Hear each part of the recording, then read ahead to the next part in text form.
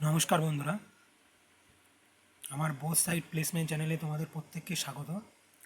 মূলত দেখো, এই সপ্তাহের যে কর্মসংস্থান লেটেস্ট বেরিয়েছে যেটা, সেই সংখ্যাটাতে কোন কোন চাকরির পরীক্ষা সংক্রান্ত খবর বেরিয়েছে। প্রথমত মাদ্রাস সার্ভিস কমিশন যে পরীক্ষাটা কয়েক হাজার ক্লার্ক এবং লাইব্রেরিয়ান এই ধরনের যে রিক্রুটমেন্টের খবরটা বেরিয়েছে, সেটা মাধ্যমিক এবং গ্র্যাজুয়েট ছেলেমেয়েদের জন্যে।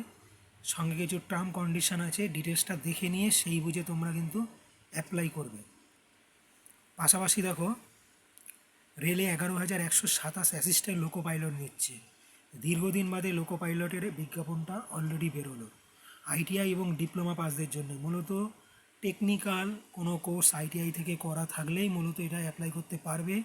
সেই মতো কোন কোন ট্রেডে কটা করে কি পোস্ট আছে, কিভাবে ডিভিশন হয়েছে, সেগুলো ডিটেলস দেখে নিয়ে সেই বুঝে অ্যাপ্লাই করো। নেভিতে অগ্নিবীর এবং medical assistance, Agniveer SSR, Agniveer MR এবং নাবিক, এই ধরনের তিনটে ডিভিশন ওয়াইজ কিন্তু পোস্ট বা বিজ্ঞাপন এখানে বেরিয়েছে। পাশাপাশি বেরিয়েছে কোলফিল্ডে 1600 অ্যাপ্রেন্টিস।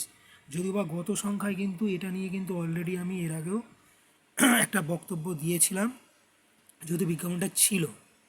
এবং ইন্ডিয়ান অয়েলে 405 অ্যাপ্রেন্টিস, এই ধরনের একটা রিক্রুটমেন্টের খবরও কিন্তু কর্মসংস্থান দিয়েছে। পাশাপাশি দিয়েছে মিউনিসিপ্যাল সার্ভিস কমিশনের মাধ্যমে 13 কম্পিউটার অ্যাসিস্ট্যান্ট।